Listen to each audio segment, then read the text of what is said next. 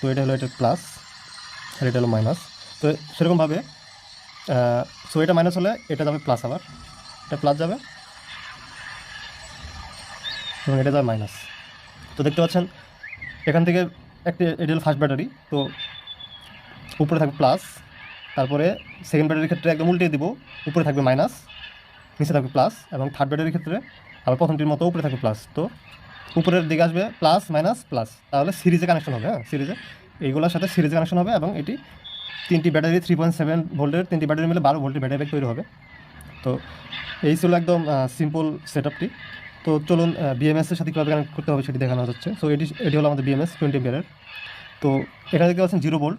তো এই 0 ভোল্টের ওয়্যার কানেকশন করবে এই জায়গায়, তারপর এই 4.2 ভোল্ট। সো এখান দিয়ে যে লাইনটা বের হবে সেখানে এই জায়গায় এই 4.2 ভোল্ট করবো, সেট আপ করবো। তো তার